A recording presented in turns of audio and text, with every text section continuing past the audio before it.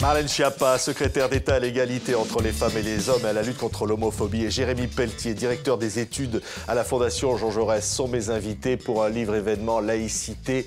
Point d'exclamation, j'allais dire, Marlène Schiappa, parce que c'est un véritable réquisitoire qui dit que la laïcité, c'est quelque chose qui doit s'appliquer, point barre. C'est un peu ça que vous dites. C'est tout à fait ça. L'idée, c'est de dire que la laïcité, c'est une valeur républicaine fondamentale, non négociable. Et c'est la laïcité qui fait que nous sommes une nation unie et pas un millefeuille ou une addition de communautés religieuses ou non. Oui, parce que ce qui vous agace, c'est qu'on dise alors il y a une laïcité positive, une laïcité revendicatrice, stricte, une laïcité intransigeante, bienveillante, inclusive, fermée, etc., etc. Oui, effectivement, je pense que la loi de 1905, elle se suffit à elle-même, et c'est ce que nous disons avec Jérémy Pelletier dans ce livre. Et donc, il n'est pas besoin de qualifier la laïcité. La laïcité, elle est point. Et on a voulu expliquer justement ce qu'elle était, et c'est pour ça que nous avons écrit ce livre. Mais vous dites, elle se suffit d'elle-même. On n'a pas toujours l'impression dans les débats sur l'espace public que c'est bien compris par tout le monde. C'est un débat permanent, la laïcité, dans les écoles en particulier. C'est pas toujours bien compris, mais vous savez, il en va de même pour la laïcité et pour le féminisme, c'est-à-dire ce sont des mots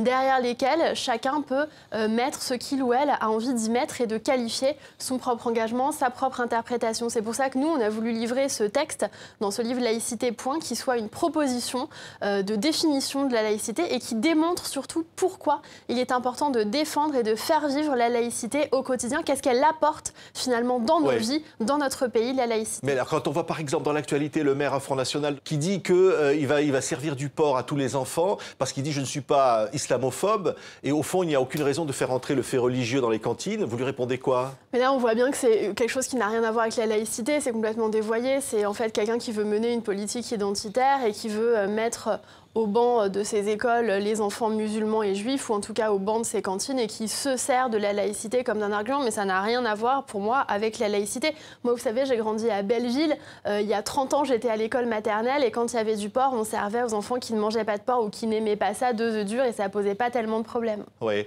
mais vous disiez d'ailleurs, puisque vous étiez adjointe au maire du Mans, que aussi dans les écoles, on vous rapportait que des enfants, des petits garçons ne pouvaient pas serrer ou porter les mains des petites filles. La laïcité, elle est attaquée de toutes parts, pas seulement dans des débats philosophiques et idéologiques, mais aussi très concrètement dans les faits. Il y a effectivement des écoles dans la République française dans lesquelles les petits garçons ne donnent pas la main aux petites filles, ou dans lesquelles on déscolarise des jeunes filles ou des petites filles ou des adolescentes dès qu'elles sont en âge d'être pubères, d'aller à la piscine, etc.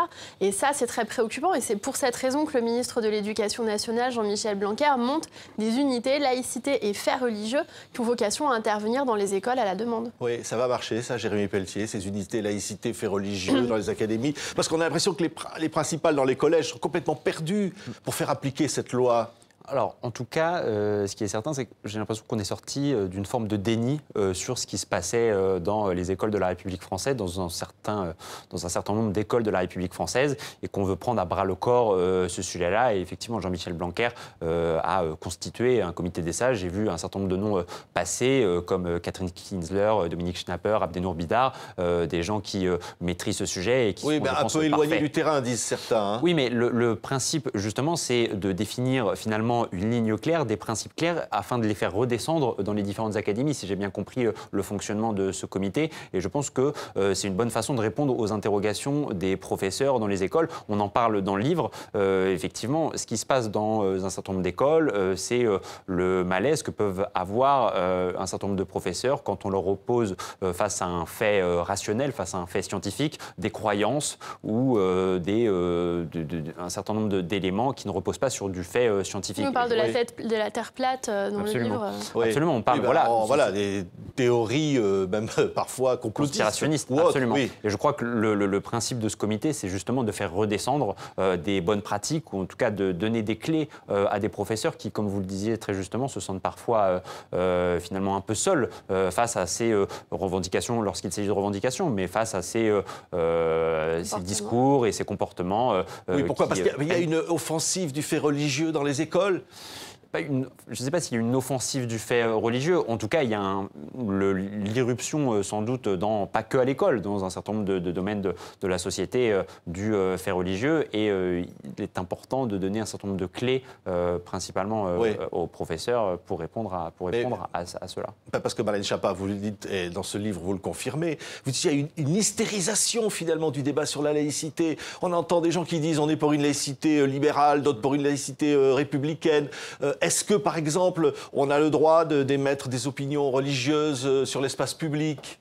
Vous savez, moi, je crois qu'on peut avoir un débat profond et apaisé sur la laïcité. J'ai organisé pour l'anniversaire de la loi de 1905, le 9 décembre, dans mon secrétariat d'État, un débat qui était animé par Jérémy Pelletier au demeurant, avec beaucoup de personnes. Il y avait plusieurs dizaines d'intervenants qui sont spécialistes de la laïcité, mais sur des lignes très opposées. Et tout le monde m'a dit, tu n'arriveras jamais à organiser ce débat, ça va tourner au pugilat, les gens vont s'insulter, etc.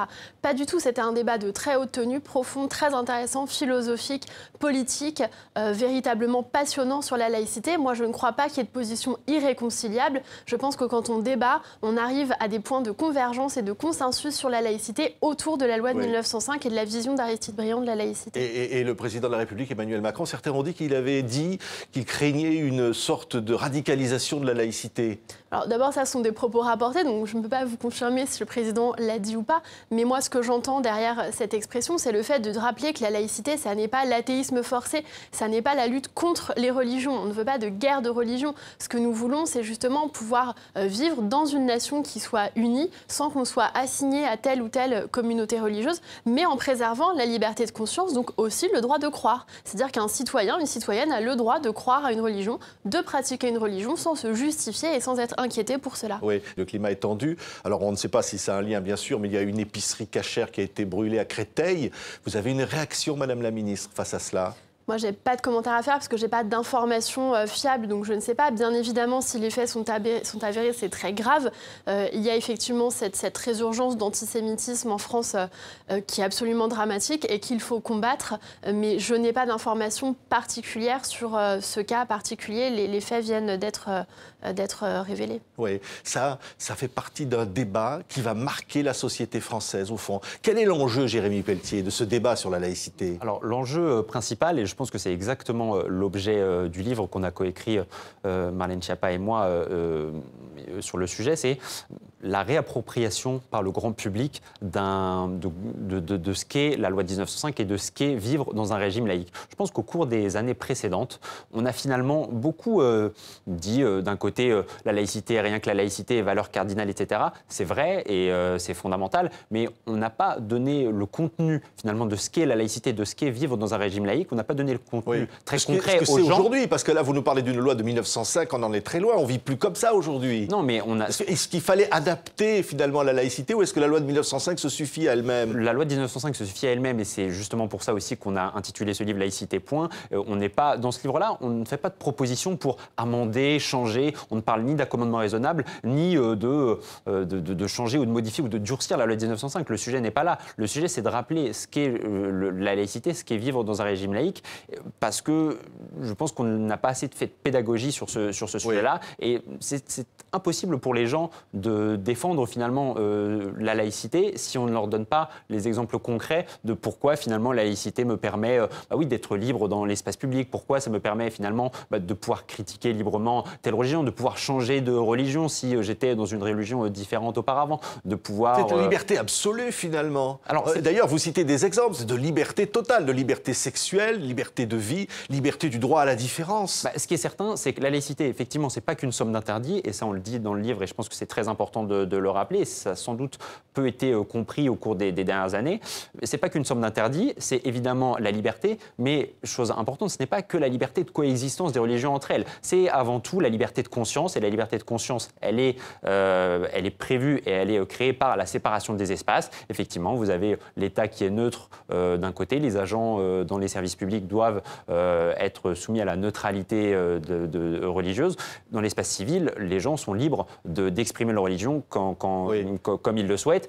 On parle également de l'école. L'école, vous avez une séparation stricte qui permet justement aux élèves d'apprendre ce qui est l'esprit critique, de justement se former à l'esprit critique. Quand vous rentrez dans une école, un professeur ou un élève, haut de sa croix, haut de sa kippa, haut de son voile, qu'il en soit des élèves ou qu'il en soit des professeurs. Oui, est-ce qu'il y a la laïcité, est-ce qu'elle aurait un problème avec l'islam, comme certains le disent, Marlène Schiappa? Non, moi je pense qu'il y a une instrumentalisation de la laïcité par une partie de l'extrême droite qui veut en faire justement un combat contre les musulmans. La laïcité, ça n'est pas un combat contre les croyants. La laïcité, c'est un cadre de vie, c'est une valeur fondamentale. C'est la séparation des églises et de l'État. C'est aussi dire que la raison, la science, la recherche de la vérité prime sur les croyances et prime sur les obscurantismes.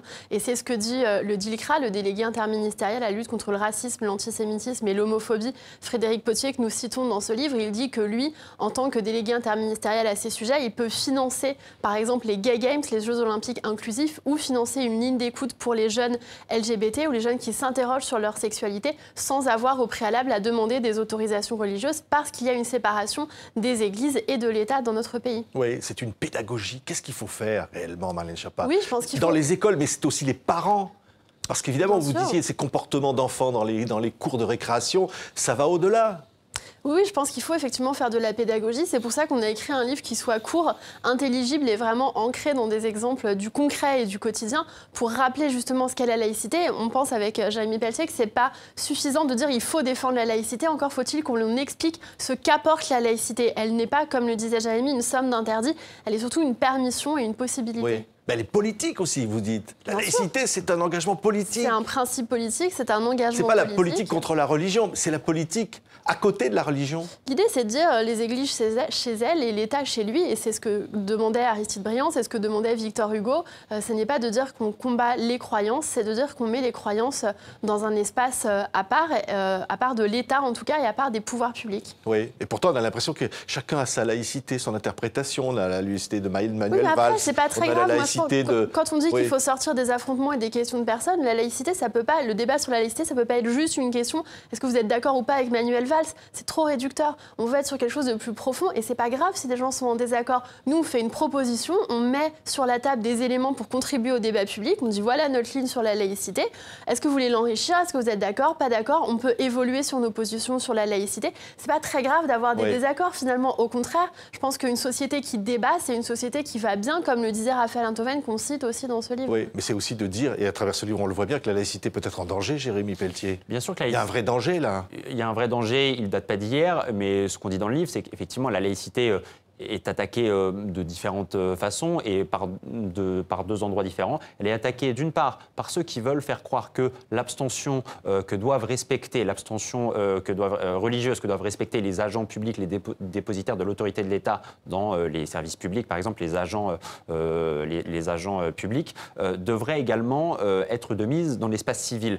C'est absolument pas ça la laïcité, ça signifierait la disparition du fait religieux dans la société civile, ça signifierait la disparition de l'expression religieuse dans l'espace public. On a le droit à l'expression religieuse dans l'espace public. Bien sûr, et c'est absolument pas ça la laïcité. Mais elle est attaquée d'une autre façon, justement par les gens qui pensent que la liberté dont ils bénéficient dans l'espace civil et dans l'espace public en matière d'expression religieuse devrait également être de mise pour les gens qui, justement, sont dépositaires de l'autorité de l'État. La laïcité, elle est attaquée de ces deux côtés, justement, et c'est ce qui contribue au fait que cette notion est devenue incompréhensible et il est très difficile de la défendre pour un certain nombre de gens de ce pays. Oui, Marlène Schiappa, on va conclure, mais c'est aussi un combat pour les femmes, la laïcité, quelque part. Bien sûr, mais pour moi, c'est avant tout un combat pour les femmes, parce que ce sont les sujets qui me passionnent et dont j'ai la responsabilité au gouvernement.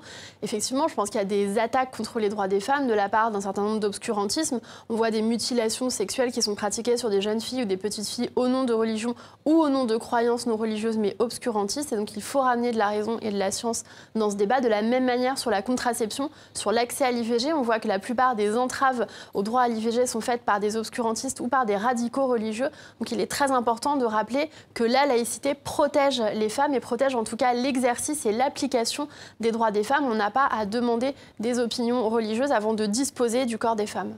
Merci beaucoup Marlène Schiappa, donc secrétaire d'État à l'égalité entre les femmes et les hommes. Merci beaucoup Jérémy Pelletier, directeur des études à la Fondation Jean Jaurès, pour ce livre Laïcité, publié aux éditions de l'Aube. C'est un petit manuel, voilà, qui fait foi, qui résume bien. Merci d'avoir été avec nous aujourd'hui. Merci à vous. Merci beaucoup.